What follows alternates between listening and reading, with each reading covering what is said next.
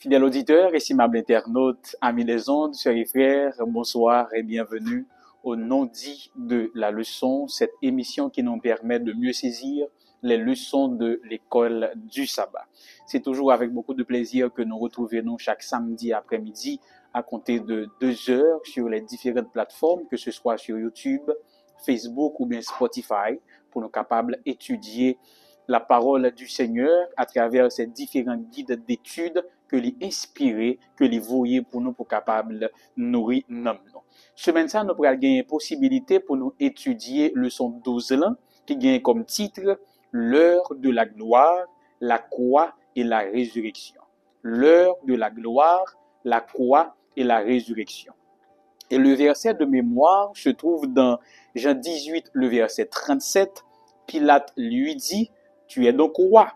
Jésus répondit: tu le dis, je suis roi. Je suis né et je suis venu dans le monde pour rendre témoignage à la vérité. Quiconque est de la vérité, écoute ma voix. Chers frères, auditeurs et internautes, il est bon pour me dire, nous, en guise d'introduction, que la mort de Jésus, c'est un événement central dans 4 évangiles. Mais chaque évangéliste présente une façon qui est différente. D'ailleurs, je me rappelle, je me fait introduction à l'évangile de Marc, je fais un gros rallye menevini sur objectif chaque grain évangile et pour qui ça gagne 4 évangiles. Bref, donc chaque évangéliste mettait en avant un aspect spécifique dans la mort de Jésus pour capable répondre à objectif théologique qui était fixé ou bien raison qui te fait écrit évangile ci là. Bon, faisons une récapitulation. Premièrement, l'évangile de Matthieu. L'évangile de Matthieu présentait la mort de Jésus comme accomplissement de prophétie qui est dans l'Ancien Testament. Rappelez-nous que l'objectif de l'évangile de Matthieu, c'est présenter Jésus comme le Messie promis de l'Ancien Testament. Son plaidoirie pour capable prouver la messianité de Jésus. Donc ici, Jésus est un roi. Et là maintenant, la mort de Jésus, c'est le Messie qui souffre, le Messie souffrant, tel que présenté dans les prophéties d'Ésaïe, qui va accomplir les Écritures à son sujet. Deuxième évangile, l'évangile de Marc. Nous rappelons, nous avons étudié, nous avons dit que Marc lui-même, de son côté, lui présentait Jésus comme un serviteur. Et c'est pas n'importe qui serviteur, c'est le serviteur idéal, le serviteur parfait, mais également le serviteur souffrant. Et vous pouvez voir que dans l'évangile Marc, que l'amour serviteur ça, il va permettre pour capable racheter l'autre serviteur. D'ailleurs, le sens de la mort de Jésus dans l'évangile de Marc, c'est le service et le don de soi. Troisième évangile, c'est l'évangile de Luc, qui veut présenter l'homme parfait, l'homme idéal, Jésus en tant que l'homme idéal. Il présenter l'aspect humain, surtout de Jésus, sachant que Luc était un médecin. Et si nous pouvons arriver à comprendre, la mort de Jésus dans l'évangile Luc là, il y a un sens de rédemption et il rend que la vie éternelle est accessible à tous les hommes. Quatrième évangile que nous avons étudié pendant le trimestre là, c'est l'évangile selon Jean. Étant donné que Jésus est le Fils bien-aimé de Dieu dans cet évangile, il est appelé à un statut de gloire. C'est pour cela, la mort de Jésus dans l'évangile de Jean est un symbole de glorification. Il est vrai que le contexte culturel de l'époque capable de permettre nous dire ça. Parce que nous rappelons que dans la culture romaine, lorsqu'on a touillé sur un quoi, c'est plus mauvais l'amour que moun sa te capable de prendre. Et tant comme te ka dit jodi a, son moun qui mourit, excusez-moi l'image, qui mourit son pile fatra et puis chien manger.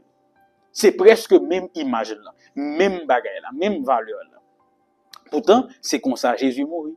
Cependant, c'est quand même un signe de glorification pour Jésus. Donc, si ma fonte synthèse de ces différentes perspectives, mais qui ça m'a dit. Pour Matthieu, la mort Jésus accomplit prophétie qui te gen sous dans l'Ancien Testament, et puis il est tout inauguré une nouvelle ère. Pour Marc, l'amour Jésus lui révèle mission que le gagne en tant que serviteur souffrant et également sa nature divine. Troisièmement, l'évangile de Luc nous gagnons le ministère ou encore la mort de Jésus, côté pardon pral abondé et le salut devient accessible à tous les hommes.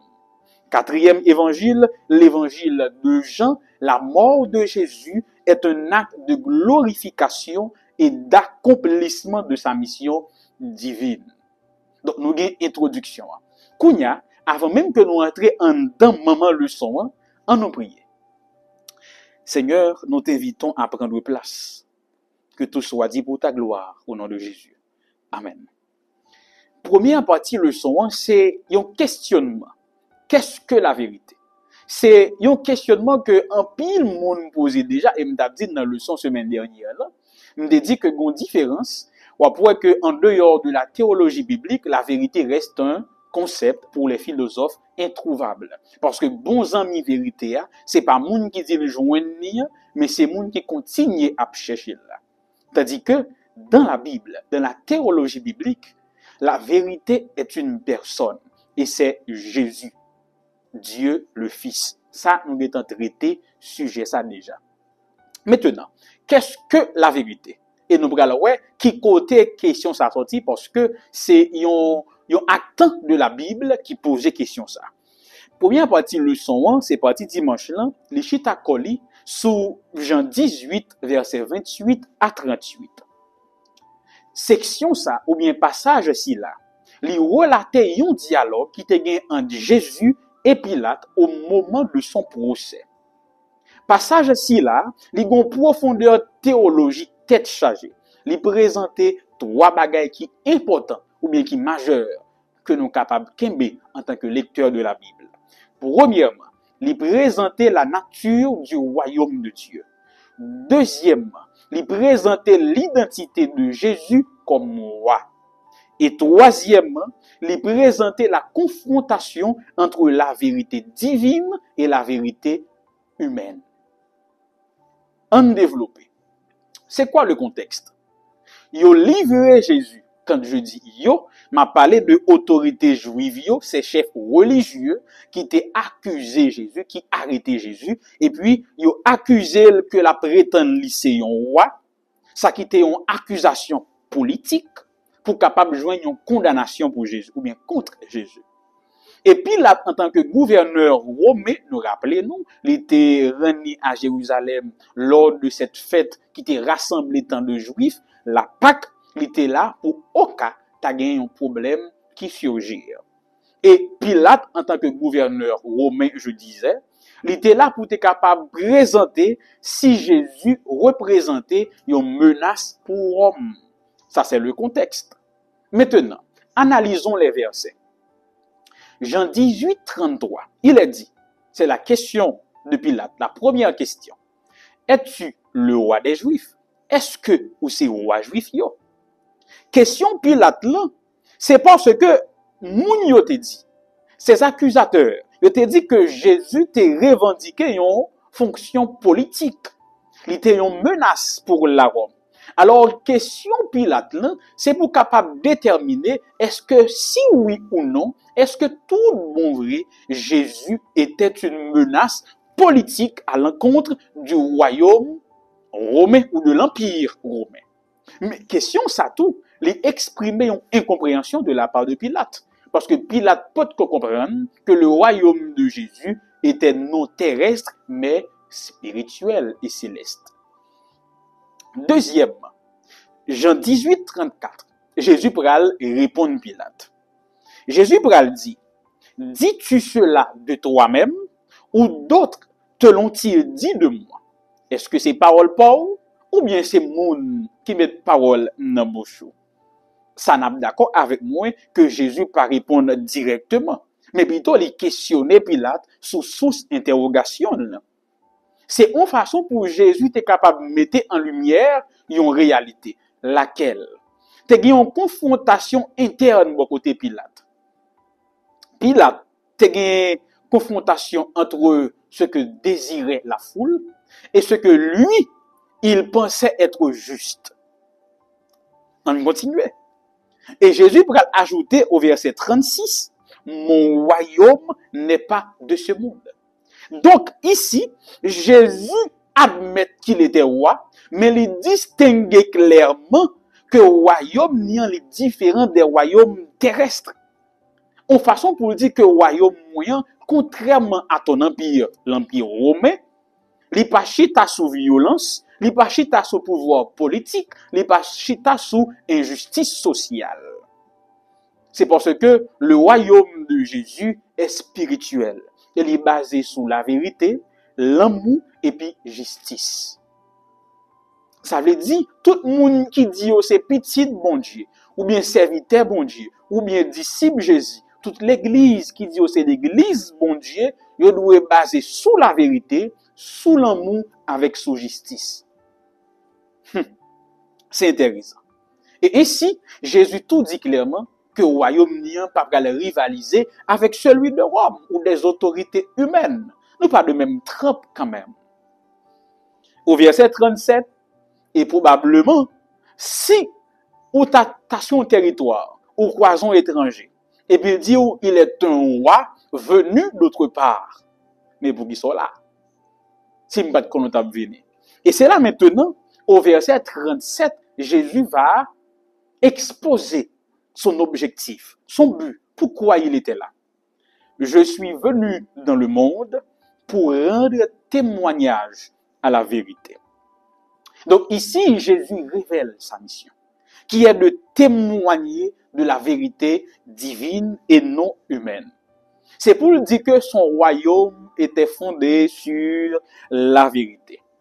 Bien-aimés, chers et frères, ici, Jésus fait un appel qui d'abord adressé à Pilate, mais également à tous, pour que nous tous, nous capables de rejoindre qui est le royaume de Dieu qui est basé sur la vérité.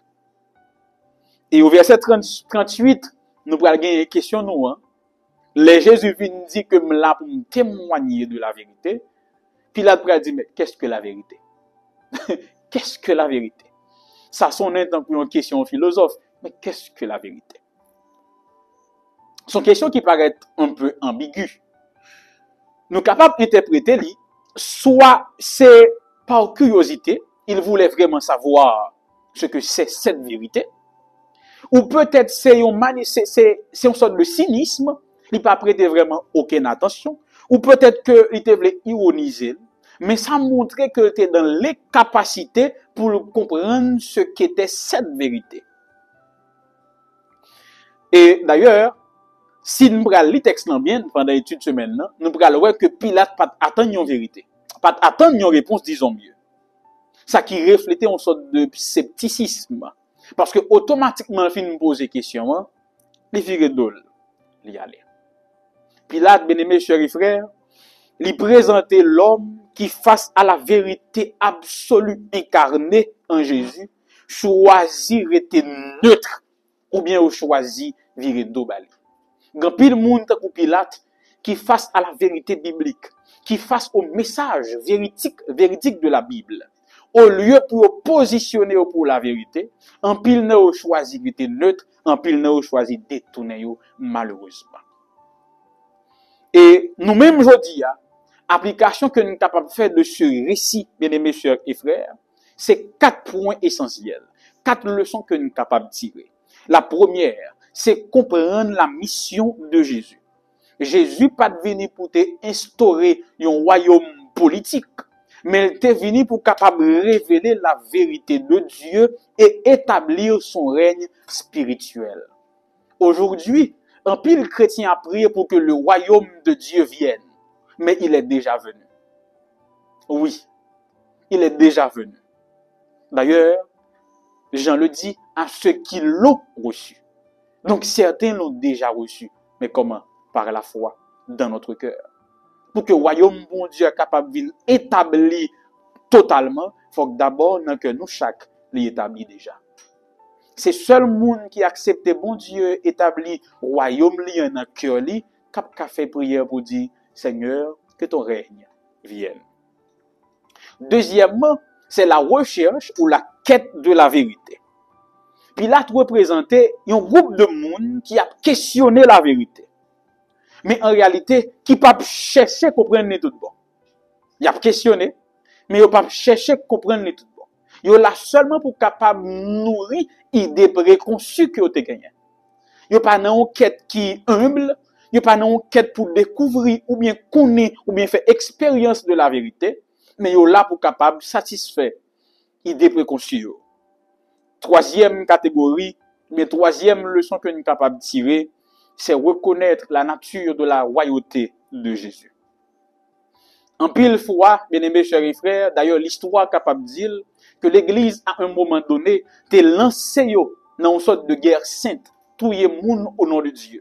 Mais pourtant, quand je lis ma Bible, quand je lis ce passage, on comprend que le royaume de Jésus n'est pas exprimé par la violence, mais plutôt par l'amour, le sacrifice et la vérité. Le chrétien, le vrai chrétien, la vraie église de Dieu est une église pacifique, est une église qui répand l'amour. C'est une église qui se sacrifie, une église qui prêche la vérité, j'ajoute, toute nue. Et quatrième leçon, c'est faire un choix. Face à la vérité, bien-aimés chers et frères, face à Jésus, nous tous nous appelés pour nous faire un choix qui est personnel. Embrasser Jésus ou bien rejeter-le. Et des fois, les gens qui rejettent, c'est souvent sous pression foule là, que nous allons sous peu, qui rejettent Jésus. Mais bien-aimés chers et frères, il y a un qui te fait tilde dans la tête moi que je voulais partager avec nous. Et c'est quoi? Pilate dit Jésus, mais qu'est-ce que la vérité? Il pas même temps que Jésus répond, il sorti et la Bible nous dit que Pilate sorti pour essayer de convaincre foule là. Et puis c'est là me dit mais quête, c'est quoi ça? Ou qu'on est grand pile monde jodi là. Beaucoup de chrétiens laissent Jésus, laissent la vérité pour aller convaincre les foules. Mais avec qui ça va le convaincre? Ou qu'on est grand pile monde qui monter chez qui prêcher monde de Jésus, mais pourtant pas quitter Jésus prêcher avant. Et comme si me dit, c'est des inconvertis qui prêchent la conversion. Qu'est-ce que la vérité? Pas besoin de réponse. On va convaincre la foule. Mais non. C'est que d'abord, personnellement, je suis convaincu, j'accepte la vérité. Ensuite, je vais essayer de convaincre la foule par l'aide de l'Esprit Saint. Pour être capable d'enchaîner avec le passage ici là, on tombe dans la deuxième partie leçon, qui c'est partie lundi, voici l'homme. Jean 18, verset 38, rivé jouk dans Jean 19, le verset 5. Passage ici là, les continuer d'écrire interaction entre Jésus, Pilate et les autorités juives. On nous comprend le contexte là. Après que Jésus finit dialoguer avec Pilate sur la vérité, sachant que Pilate avait interrompu la conversation, parce qu'il dirait de l'aller.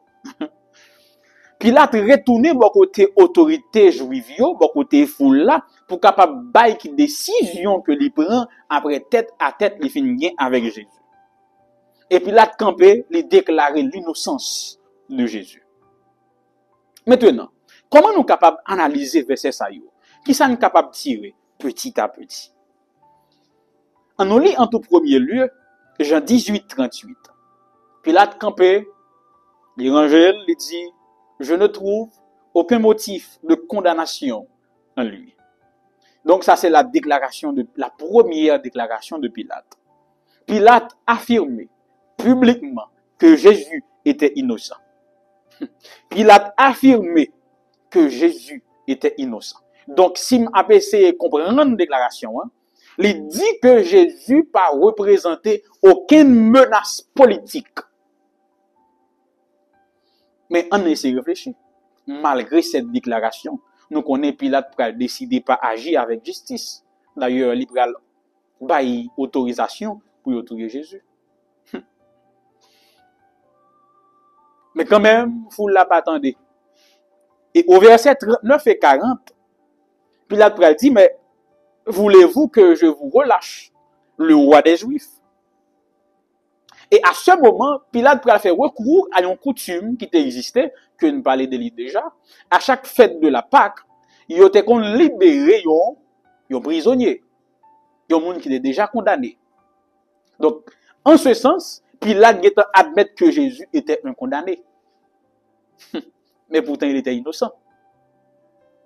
Et à ce moment, on va dire, mais est-ce que nous voulons que me libérer pour nous ou à nous? Parce que d'abord, moi, je trouvais que les innocents. Et qui ça le faire? Il va permettre que il fouette Jésus. Il va permettre également, bien aimés sœurs et frères, que vous mettez couronne d'épines sous tête li, passer le risible contre yo. Mais à ce moment, écoutez bien, au lieu pour vous la dire oui libérer Jésus, va dire crucifier.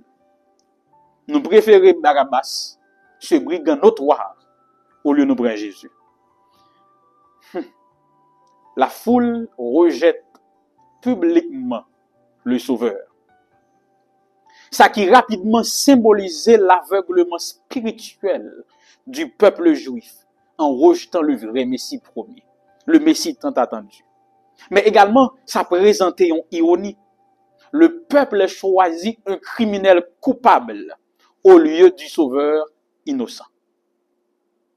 Aïe. Et à ce moment, Pilate fait prendre Jésus, il flagellé, il battu bien battu. Il ordonné une punition brutale, bien que Jésus était déclaré innocent. Ça semblait que son façon pour que Pilate capable d'apaiser foule là. Son façon l'a cherché pour foule la manifester de la pitié envers Jésus, pour ne pas arriver jusqu'à la crucifixion. Mais ça montrait tout que le gouverneur était injuste, fait flageller un innocent. À ce moment, les soldats tressèrent une couronne d'épines, comme le dit le texte biblique, humilié Jésus, mettez sous tête lui, mettez rade sous lui cette robe en pourpre pour capable passer dans bêtise. Scène ça lui présentait comment les hommes capables cruels. Lui présentait incapacité les hommes pour comprendre vérité bon Dieu ou encore véritable royauté Jésus. Mais paradoxalement, il présentait ou encore dans cette moquerie, monsieur proclamait une vérité théologique et fondamentale. Parce que Jésus était effectivement un roi. Il était effectivement, je dirais mieux, le roi, mais d'un royaume spirituel. Au verset 4, Pilate dit, menez-le dehors, pour que vous sachiez que je ne trouve en lui aucun motif de condamnation. Une deuxième déclaration d'innocence. Et encore une fois, Pilate a cherché un compromis pour capable libérer Jésus. Mais la foule était intransigeante. Libérer Barabbas, crucifiez-le. Et après toute démarche, ça y est, Pilate sortit au verset 5, Jean 19, 5, voici l'homme. Cette déclaration de Pilate, c'est pour capable attirer le regard foule sur Jésus à ce moment. Couronné d'épines, vêtu d'un manteau de pourpre, flagellé par les soldats romains. D'assemblée, j'en dis là, Pilate a essayé de susciter de la pitié pour capable libérer Jésus ou peut-être ridiculiser. Mais bon, réflexion que je fais, qui est théologique. Pilate sorti, il dit, voici l'homme. En latin, c'est esse homo, qui a une profondeur symbolique. En disant ces termes ou ces mots, Pilate présentait sans le savoir l'homme par excellence. Parce que Jésus était effectivement l'homme. C'était effectivement le porteur des souffrances humaines. Le représentant de l'humanité dans son état de déchéance et de rédemption. Pilate, sans le savoir, il proclamait une vérité théologique. Jésus est l'incarnation de l'homme parfait. Voici l'homme. Et je voudrais m'arrêter un peu pour me dire aujourd'hui, il est vrai que je n'ai pas gagné les camper côté physiquement pour me présenter. Non? Mais faut me dire, non, toute démarche, toute recherche que m'a fait, toute étude que m'a fait ici, là, dans l'émission, hein, c'est dans l'idée pour me capable de dire, non, bien sûr, pas dans la même intention que Pilate, mais à chaque émission, pour me dire à chaque auditeur, voici Jésus, voici l'homme. Voici l'homme idéal. Voici le père idéal. Voici l'ami idéal. Voici le frère idéal. Voici le sauveur idéal. Voici le compagnon idéal. Que dirais-je? Que dis-je de mieux? Maintenant, qui le sont capables de tirer, qui sont capables de tirer de ce récit rapidement, il y a un mélange de deux choses qui étaient capables de paraître parallèles.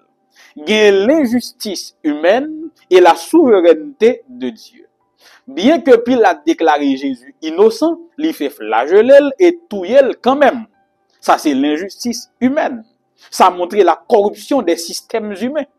Mais également, ça a montré la souveraineté de Dieu. Même dans ces circonstances, la souveraineté de Dieu est manifeste. Qui ça me dit par là? Des fois, bien-aimés sœurs et frères, il y a des bagages qui rivent nous, qui c'est de l'injustice, de système de corruption au milieu que nous y a, mais pourtant qui est entré dans le cadre souveraineté bon Dieu. Parce que Dieu est toujours au contrôle. Deuxième contraste, c'est Jésus et Barabbas. Barabbas représentait la culpabilité, le péché, la rébellion, la violence. Et pourtant, c'est lui-même que le peuple l'a choisi. Ainsi, le peuple a rejeté le véritable Messie. Ça représentait le choix de l'humanité pécheresse. Aveuglé par le péché, guidé par Satan, l'homme choisit toujours les ténèbres à la lumière. L'homme choisit toujours la mort à la vie. Ce n'est qu'avec l'aide de l'Esprit de Dieu que nous serons capables de choisir la vie et la lumière. Et j'ajoute, bien-aimés sœurs et frères, que en dans texte là, il y a quelques bagages nous devons tirer dans partie leçon ça. Un, reconnaître Jésus comme moi. Deuxièmement, la vérité face au compromis. Parce que tant que Pilate, moins avec vous, n'a toujours dans des situations côté pour nous compromettre la vérité, dans l'idée pour nous éviter un conflit ou bien préserver nos intérêts. Qui te me dit nous, chaque fois nous face à une situation, pour nous choisir entre la vérité et défendre intérêt ou bien préserver nos propres intérêts, choisir toujours la vérité. Et troisièmement, nous gagnons l'humanité de Jésus, ce Jésus qui souffre, l'homme idéal. Et je vous invite, bien-aimés chers et frères, à contempler l'homme idéal par la foi. Parce que bientôt, oui bientôt, nous n'allons pas le contempler par la foi. Parce que tout œil le verra. Et je prie pour que chaque auditeur, chaque ami, nous capables parmi ceux qui disent Hosanna, béni soit celui qui vient au nom du Seigneur. Partie mardi qui intitulé Tout est accompli. Les chita collés sur Jean 19, les versets 17 à 30. Passage ci-là, il mettait en évidence l'accomplissement de certaines écritures vétérotestamentaires qui présentaient la souveraineté de Jésus même dans la mort, mais également la portée rédemptrice de son sacrifice. En nouveau contexte là, il a fait juger Jésus, Pilate fin juger lui, humilier, fait battre lui, fouetter, et puis il a mené Jésus côté au pral crucifié là à Golgotha. Mais Jean par côté pas dans style méditatif li, il présentait scène comme un acte de souffrance, mais aussi un événement côté la gloire de Jésus, la gloire de Dieu va se manifester pleinement dans la mission qu'il avait. On nous analyser verset pour comprendre samedi. Verset 17, il a dit, portant lui-même sa croix, il sortit vers le lieu appelé le crâne, qui se dit en hébreu Golgotha. Le contexte, bien aimés chers et frères. Jésus portait propre croix pour être capable d'exécuter. Ça qui symbolisait le Sauveur qui porte sur lui le poids de nos péchés ou encore le poids de la culpabilité des hommes. Détail ça, lui montrer souveraineté Jésus. Bien que condamné, il prend volontairement sa croix. C'est un acte de soumission à la volonté du Père, mais également un acte d'amour pour l'humanité. Je continue. Jean 19, 18. C'est là qu'ils le crucifièrent avec lui deux autres. Il était en mi-temps. Un de chaque côté et Jésus au milieu. Écoutez bien. Je t'ai dit tout à l'heure que l'amour sur quoi, c'est l'amour qui pis mal au monde capable de mourir. Nous comprenons. C'est pour montrer que Jésus descend côté qui pis bas. En façon pour que quel que soit péché au fait, pour nous dire fièrement que quel que soit le péché, le sang de Christ l'efface. Que pas jamais qu'à tomber plus bas que la main bon Dieu, parce que bon Dieu descend côté plus bas déjà. Mais également, bon l'autre aspect me voulais présenter. Jésus se trouvait au milieu. Qui se trouve au milieu de deux personnes? Le médiateur. Placer Jésus au milieu de ces deux brigands, sans le savoir et sans le vouloir, il a présenté Jésus comme le médiateur. Le médiateur entre Dieu et l'homme. Sans le savoir. Et je continue, bien sûr. Et au bras dans le verset suivant, surtout dans le verset 19 à 22, Pilate fait écrire une inscription et puis il est marqué Jésus de Nazareth, le roi des Juifs. C'était une coutume pour mettre pour qui ça au condamné crucifié. Et à ce moment, les Juifs pral demander pour changer l'inscription que Pilate pas d'accord. Mais en réalité, il écrit dans le sens pour respecter la loi, mais également pour capable passer Jésus dans le ridicule. Soit disant roi, li sous quoi? Et sans le savoir, Pilate énonçait une vérité biblique et divine. Et Jésus était effectivement le roi. Et je continue, bien-aimés chers et frères, et là, je vais montrer un petit détail qui pas dans le leçon, mais je vais voter pour nous. Versets 23 et 24, les soldats tirèrent au sort pour savoir ce que chacun aurait. Donc, nous, les soldats, on a pillé la croix, capturé à Jésus, pour qu'on ait qui mosso y apprend. Et sans le savoir, ces soldats accomplissaient des prophéties de l'Ancien Testament, déjà prédites dans le psaume 22, verset 18. On s'y atteint de petits détails que bon Dieu t'a planifié, que les hommes pensaient c'est au cap mener le cours de l'histoire, pourtant Dieu avait déjà tout planifié. C'est même Jean-Tou, il va me faire un petit camper là. Il y a de virages qui fait dans la vie, nous-mêmes, nous, illogique, nous pas voir sens. Pourtant, bon Dieu n'a plan te fait pour la vie ou là, il te calculé virage là. Ce qui te surprend, mais pourtant c'est le plan de Dieu, parce que rien n'échappe au contrôle de Dieu. Et à ce moment, Jésus pral dit, voici ta mère, voici ton fils. Jésus sur la croix pral confier maman li Marie à son disciple bien-aimé que généralement identifié comme Jean. Cette déclaration de Jésus lui présentait l'amour avec soin que Jésus manifestait même dans le moment qui est terrible. On va tourner sur ça. Et après, elle va dire, moi soif. Et puis, elle va dire, tout est accompli. Tétélestai dans le grec. Avant que Jésus rende homme, avant que lui mourit, il déclarait que l'œuvre rédemptrice est achevée. On peut aller en paix. Ça montrait que Jésus n'a pas subi la mort de façon passive, mais que il maîtrisait la mort. Parce que c'est lui qui décide. Tout est accompli. Il accomplit le plan du salut. Et par ces mots, l'humanité a une garantie qu'il est sauvé. Qu'il a un accès libre au Dieu. Et il a tout inauguré une nouvelle alliance entre Dieu et l'humanité. Kounya, nous allons tourner sur voici ta mère, voici ton fils. Jésus confiait Marie à son disciple bien-aimé Jean. Pour qui ça? C'est parce que Jésus voulait laisser à nous, ses disciples, que l'Église doit être une famille spirituelle. Que dans les églises, les relations humaines sont définies, encore redéfinies autour du Christ. C'est que entre moi avec vous, Jésus déjà établit une relation de frère et de sœur. Et par le tout est accompli, l'œuvre de réconciliation entre Dieu et l'homme, l'arrivée achevée, et par sa mort, Jésus répare les brèches qui étaient faites dans le jardin Éden.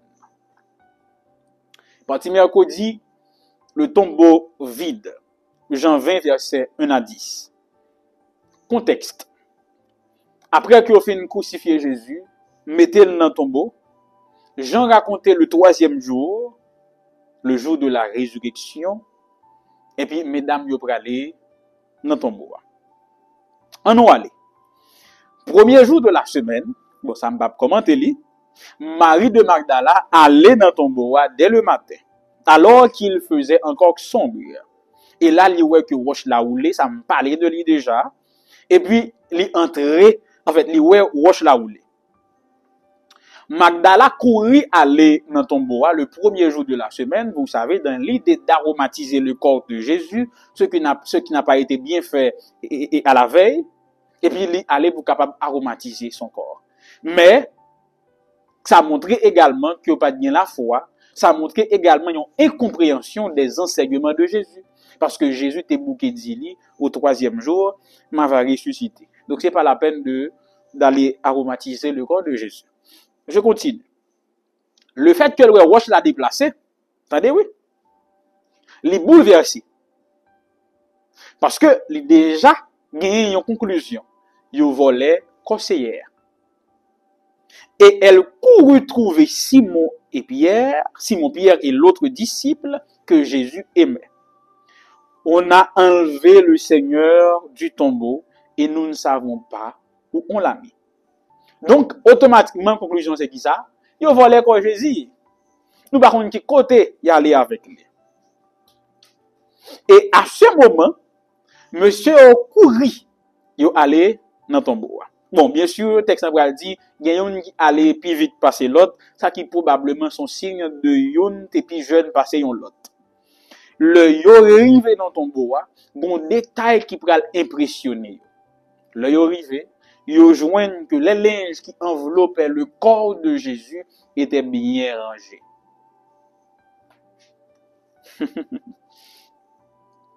Alors, le texte nous dit, l'autre disciple qui était arrivé le premier au tombeau entra aussi.